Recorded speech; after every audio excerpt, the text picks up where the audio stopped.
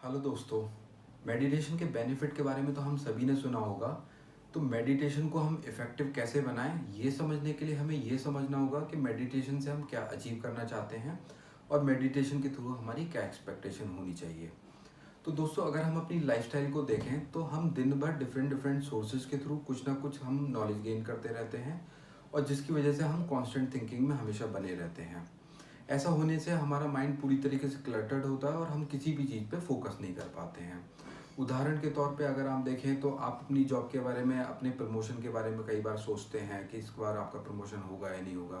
वहीं दूसरी ओर आपके माइंड में थॉट आता है कि इस बार मेरी जॉब बचेगी या नहीं बचेगी।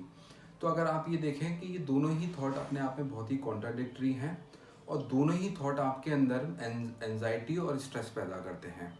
तो दोस्तों, इसी तरीके के काफ़ी सारे थॉट हमारा माइंड हमेशा पैदा करता रहता है, जिसकी वजह से हमारे अंदर कॉन्स्टेंटली फियर और एंजाइटी बनी रहती है और हम किसी भी चीज़ पे पूरी तरीके से फोकस नहीं कर पाते हैं। तो दोस्तों, मेडिटेशन के थ्रू हम अपनी अवेयरनेस को बढ़ाना चाहते हैं और हम अपने अनकंट्रोल थॉट्स को कम करना चाहते हैं अवेयरनेस बढ़ा के, और इस तरीके से हमारा फोकस अच्छा होता चला जाएगा। तो अब सवाल ये आता है कि हम मेडिटेशन इफ़ेक्टिव तरीके से कैसे करें। तो नॉर्मली मेडिटेशन को हम आइसोलेशन में देखते हैं और हम ये मान के चलते हैं कि ये एक 10 से 15 मिनट की एक्टिविटी है, जिसे करने से हमें मेडिटेशन का पूरा फ़ायदा मिलेगा और हमारा फोकस ठीक हो जाएगा। तो दोस्तों, हमें ये समझना होगा कि हमारी लाइफस्टाइल में जो सबसे बड़ा हमारा स्ट्रेस का कारण है वो हमारी लाइफस्टाइल ही है। तो अगर हम अपनी लाइफस्टाइल में चेंजेस नहीं लाते हैं तो हमारा मेडिटेशन भी ठीक तरीके से नहीं हो पाएगा। तो हमें अपनी लाइफ में छोटे छोटे चेंजेस करने होंगे। जैसे ही हम वो छोटे छोटे चेंजेस करेंगे तो हम देखेंगे कि हमारा मेडिटेशन भी बेटर हो पा रहा है, और मेडिटेशन बेटर हो पा रहा है तो हमारी लाइफस्टाइल भी काफ़ी बेटर होती चली जा रही है। ये दोनों ही चीज़ धीरे धीरे एक दूसरे को हेल्प करती हुई चली जाएंगी। अगर हम अपनी लाइफस्टाइल में कुछ भी चेंजेस नहीं लाते हैं तो हम देखेंगे कि हम मेडिटेशन भी ठीक से नहीं कर पा रहे हैं और हम उल्टा फ्रस्ट्रेट होकर थोड़े टाइम बाद मेडिटेशन को अपने बंद कर देंगे। तो दोस्तों, मेडिटेशन किसी भी चीज़ में जिसमें हम पूरी तरीके से इंडल्ज हो जाएं और हमारे अनकंट्रोल थॉट्स रुक जाएं, वही हमें मेडिटेशन जैसा फ़ायदा देता है।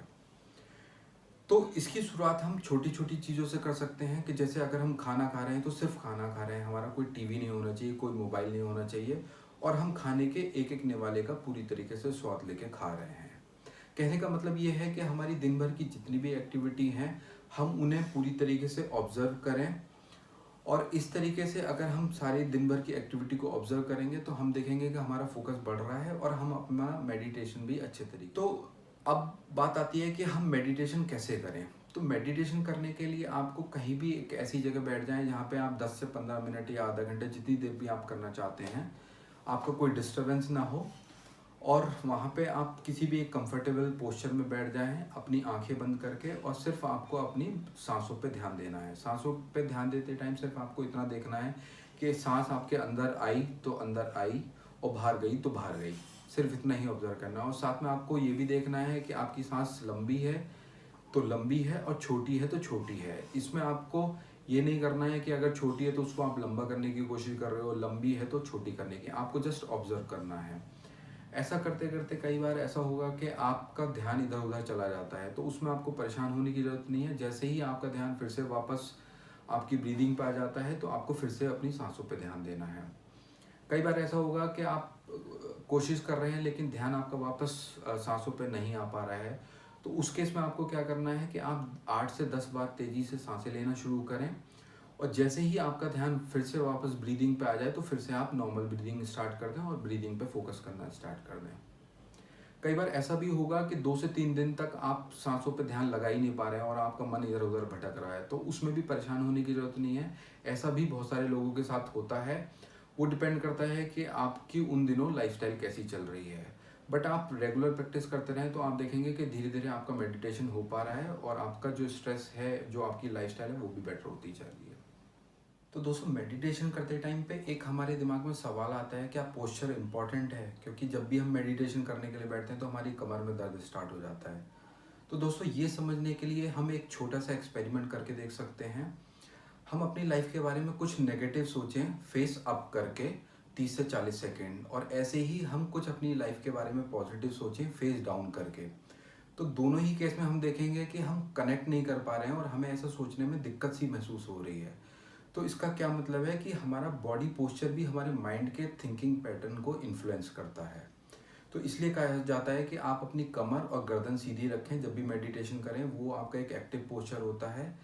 इसके लिए आप बस इतना कर सकते हैं कि आप दीवार का सहारा लेके बैठ सकते हैं, बट कमर और गर्दन सीधी रहनी चाहिए। तो साथ में दोस्तों आपको एक और चीज़ पे ध्यान देना होगा अपनी लाइफस्टाइल से रिलेटेड, वो है फूड हैबिट्स। एक बहुत पॉपुलर सेइंग भी है, a healthy mind lives in a healthy body. तो दोस्तों मोटे मोटे तौर पे हमें सिर्फ इतना ध्यान देना है कि हम ज़्यादा ऑयली खाना ना खाएं, ज़्यादा स्पाइसी खाना ना खाएं, और जो भी खा रहे हैं हम एक लिमिटेड क्वांटिटी में खा रहे हैं। तो दोस्तों ये सारी चीज़ें करने से आप देखेंगे कि आपका मेडिटेशन इफेक्टिव तरीके से हो पा रहा है। आई होप ये वीडियो आपको इफेक्टिव लगी होगी अपने मेडिटेशन को इफेक्टिव बनाने के लिए। Thanks for watching.